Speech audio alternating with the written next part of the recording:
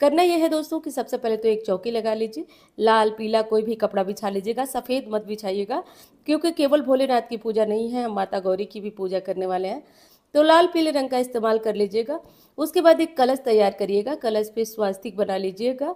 स्वास्तिक आप चंदन से बना सकते हैं, रोली से बना सकते हैं। तो सुंदर सा स्वास्तिक तैयार कर लीजिएगा। स्वास्तिक हमेशा बनाते टाइम दोनों तरफ से स्वास्तिक को बंद किया जाता है, ये स्वास्तिक और बेहतर होता है। कलश में डालने के लिए थोड़ा सिक्का ले लें, थोड़ा सुपारी ले लें, थोड़ा का मतलब एक का सिक्का होना चाहिए, और सुपारी ले लें, और थोड़ा सा दुर्वा अगर हो तो जर डाला जाता है, इससे शुभता बनी रहती है। गले में, कलश के गले में आपको मौली लपेट देना है, थोड़ा सा दुर्वा बांध डालना है, और गंगा जल और सामान्य जल से कलश को भर देना है। इसके बाद इस कलश को उठाना नहीं है, ध्यान दीजिए, जब आप पूजा करेंगे उसके बाद अगली सुबह विसर्जन के बाद ही इस कलश को उठाना है। उसके बाद आप 5 पत्ते आम के या 9 पत्ते 7 पत्ते आम के पत्ते कलश में डाल दें। आम के पत्ते डालने के बाद कुछ लोग नारियल वाला कलश रखते हैं, कुछ दीप कलश रखा जाता है। बेहतर क्या होगा वो बताती हूँ दोस्तों आपको। तो इस तरीके से ध्यान रखिए, और नारियल नहीं रख करके आपको दीप कलश रखना चाहिए। दीप कलश बहुत बेहतर होता है, दीप कलश रखने से जीवन में शुभता आती है। तो हरतालिका तीज के दिन दीप कलश रखा जाता है, और कोशिश किया जाता है कि दीपक जो कलश में रखे हैं तो कम से कम 12 बजे रात तक जलता रहे। अब एक शिवलिंग आपको बनाना पड़ेगा। अगर घर में कोई शिवलिंग है और आप बनाना नहीं चाहते हैं तो आप उन शिवलिंग को रखें और पूजन कर लें। जैसे मैं रख के आपको दिखा रही हूँ, सामने प्लेट पे आपको दिखाई दे भी रहा होगा, तो आप रखें और उनसे पूजन कर लें। नहीं है तो जैसे मैं सावन में बनाई हूँ, बताई हूँ आपको मिट्टी का शिवलिंग बनाना, तो सारी विधि मैं सावन में बता चुकी हूँ। आप सर्च नहीं किए हैं, देखे नहीं हैं, पहली बार देख रहे हैं तो आप जाकर चैनल पर देख सकते हैं, बहुत विधिवत तरीके से मैं बताई हूँ। और दूसरी चीज़ है दोस्तों कि जब आप लोग कमेंट करते हैं और बहुत सारी विशेष बातें बताते हैं कि वीडियो आपको क्यों अच्छी लगी और सारी चीज़ें, तो मन में बड़ा आनंद आता है और बहुत ज़्यादा खुशी होती है। आप लोग का प्यार सहयोग बना रहे इसके लिए। तो अगर आप लोगों को वीडियो पसंद आए तो लाइक कर दिया करें, और चैनल के साथ जो लोग नए नए देख रहे हैं वो चैनल के साथ जुड़ जाएं, क्योंकि इस तरह से विशेष जो वीडियो होगी वो तो मिलती रहेगी, साथ साथ हर त्यौहार पे क्या विशेष करना है वो भी जानकारी आपको मिलती रहेगी। तो दीपक जल गया। अब हम करेंगे दोस्तों भगवान का आह्वान। आह्वान मतलब क्या होता है, हम भगवान को बुलाएंगे भगवान को। तो हाथ में जल फूल और थोड़ा सा अक्षत ले लीजिए और भगवान का आह्वान करिए कि हे गौरी शंकर गणेश, हे भगवान महादेव, मैं आपका पूजन करने जा रही हूँ, इसलिए आप मेरी पूजा में उपस्थित हो, मेरी पूजा पूर्ण करें। केवल इतना बोलें। उसके बाद वो सामग्री आप गणेश जी के सामने छोड़ दें। और एक चीज़ तो मैं आपको बताना भूल गई, शायद आपको दिखाई नहीं दे रहा, एक आपको चाहे तो केवल फोटो से भी पूजन कर सकते हैं, चाहे तो आप नीचे छोटे से गौरी गणेश बना लें, जो कि मैं रखी हूँ, आप बगल में देख सकते हैं शंकर जी के बगल में। तो छोटी सी हल्दी पानी से गूंथ लें, पीसी हुई हल्दी, और छोटा सा पिंडी जैसा बनाकर उनको गौरी जी रख लें। और गणेश जी सुपारी पे धागा बांधकर गणेश जी बना दिया जाता है। पूजा के बाद इनका क्या करेंगे, तो आप इनको किसी भी गमले में रख सकते हैं, वैसे तुरंत नहीं रखा जाता है। अपने मंदिर में रख करके 15 दिन 20 दिन की पूजा करें, उसके बाद तुलसी जी को छोड़कर बस बाकी किसी भी गमले में डाल दें आप। तो इस तरीके से आपको कर देना है दोस्तों। और हाँ, अगर आप मिट्टी के शिवलिंग बना रहे हैं तो सुबह सुबह ब्रह्म मुहूर्त में 4-5 बजे पानी पीने से पहले आपको विसर्जन कर लेना है, तभी आपको अपना व्रत खोलना है। इस विशेष बात का आप लोग जरूर ध्यान दीजिए।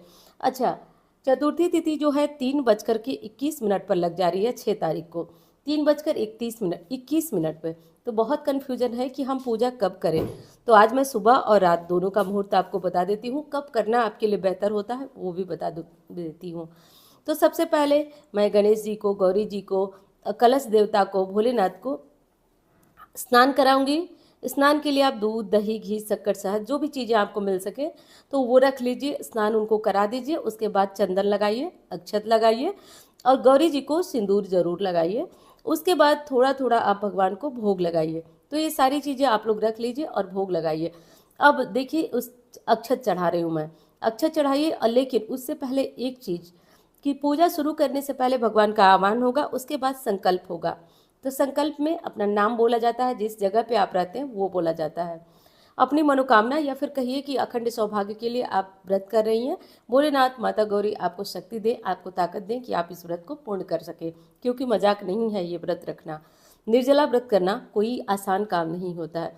उसके बाद गणेश जी को, गौरी जी को, सबको सिंदूर लगाएं। कलश पे लाल भी लगा सकते हैं। पीला सिंदूर अपने सिंदूरे से निकालकर आज लगाया जाता है।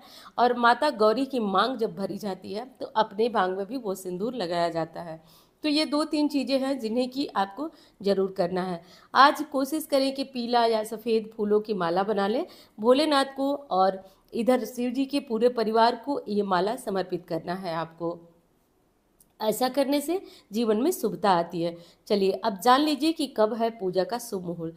देख लीजिए दोस्तों, कब है इस पूजा का शुभ मुहूर्त। आप स्क्रीनशॉट भी इसको ले सकते हैं। प्रदोष काल की पूजा विशेष होती है, तो शाम को 6:36 तक प्रदोष काल की पूजा है, तो ये जान लीजिए। और सुबह में अगर आप पूजा करना चाहते हैं तो 6 सितंबर को जो है वो आप कर सकते हैं सुबह में भी, लगभग 6:02 से 8:33 तक। तो ये पूजा का मुहूर्त है। विशेष पूजा आप लोग संकोच कर रहे हैं कि जब चतुर्थी तिथि 3:21 पे ख़त्म हो रही है, तो हम पूजा शाम में करेंगे तो पूर्ण होगी या नहीं। तो ये चीज़ आप समझते होंगे, बार बार आपको बताती हूँ कि जब सूर्योदय काल में कोई तिथि प्रारंभ हो गई तो पूरे दिन मान्य उसी तिथि का होता है। तो जो लोग ये सोच रहे हैं कि 3 बजे 4 बजे दिन में पानी पी लेंगे, वो गलती करेंगे। पानी आपको 3 बजे 4 बजे कतई नहीं पीना है, क्योंकि एक देसी भाषा में कहावत कही जाती है, जिसकी दिन इसकी रात। ज्योतिष में माने तो जिस तिथि में सूर्योदय हुआ होता है उसी तिथि की मान्यता दिन में रात में रहती है। तो इसलिए पारण तो आपको अगले सुबह ही करना है।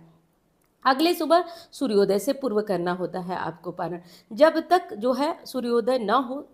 और अगर देसी भाषा में कहा जाए तो कहा जाता है कि कौवे की बाग आने से पहले, यानी कि कौवे बोलने लगते हैं जैसे सूर्योदय होता है, सूर्योदय तक बोलने लगते हैं। तो इसलिए आपको कोशिश करना है कि 3-4 बजे 5 बजे तक अधिकतम आपको पानी पी लेना है। 5 बजे तक सुबह पारण आपको कर लेना है। सरगे की विधि तो मैं बता ही चुकी हूँ। तो यही चीज़ें हैं जो कि बहुत दुविधा मचा के रखी थी, अब वो जान लिए आप लोग। अब भगवान को जो ऋतु फल होते हैं, कई तरह के फल जो भी आपको मिल जाए वो ऋतु फल ले लीजिए। श्रृंगार की सामग्री बगल में आप देख रहे हैं वो मैं चढ़ा चुकी हूँ। श्रृंगार की सामग्री में एक ब्लाउज का कपड़ा रहेगा या साड़ी रहेगा, और बाकी सिंदूर, बिंदी, बिछिया जो भी आपको मिल सके वो चीज़ें चढ़ा दें। चढ़ाने के बाद इन चीज़ों को में से कुछ अपने लिए दान रख लें और सारी चीज़ों को आप दान कर दें। चौकी कब हटाएंगे दोस्तों? तीज पूजा की चौकी आप सुबह सवेरे हटाएंगे, जब भोलेनाथ का विसर्जन करेंगे। कलश का पानी आप किसी गमले में डाल देंगे। बाकी पूजा की जो प्रसाद की सामग्रियां हैं वो उठाकर आप पारण करेंगे। बाकी चीज़ें जैसे हैं वैसे आप अपना आराम से भी उठा सकते हैं। अब भोलेनाथ और गौरी माता को आप चंदन, सिंदूर जो भी चीज़ें हैं वो चढ़ा करके, और माता को सुहाग की सामग्री चढ़ाएं और कुछ भोग चढ़ाएं। तो जो भोग आपके यहाँ बनता हो, घेवर बनती हो, गुजिया बनता हो, जो बनता हो आप वो चढ़ाएं। हमारे यहाँ तो मार्केट से बनी मिठाइयाँ ही चढ़ती हैं, तो जो पुराने समय की परंपरा है उसे तो करना ही है। तो वही चीज़ें मैं चढ़ाकर आपको दिखा रही हूँ।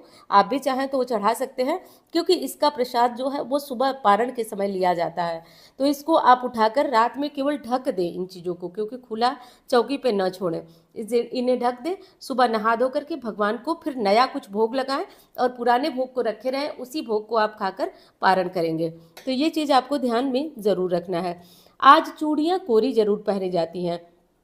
कोशिश करें कि मेटल वगैरह या वेलवेट वगैरह की चूड़ियाँ न पहन करके आज जो है शीशे की चूड़ियाँ पहने। शीशे की चूड़ियाँ पहनना बहुत शुभ है। नहीं पहन सकते, कोई साड़ी का सेट आपका गड़बड़ हो रहा है तो कोई दिक्कत नहीं। आप क्या करें कि आप एक एक चूड़ी शीशे की ज़रूर डाल लें। उसके बाद आपको करना है आरती। सुहाग कैसे लेना है? तो सुबह पारण से पहले आपको गौरी माता की मांग भरनी है 5 बार, और उसी मांग को जो भरी हुई आपने मांग है उसी से आपको साड़ी के पल्लू या सूट के पल्लू में वो सिंदूर गौरी माता की मांग से निकालकर अपनी मांग में थोड़ा सा लेकर के माता से बोलते हैं, माता सुहाग दो, सुख सौभाग्य दो।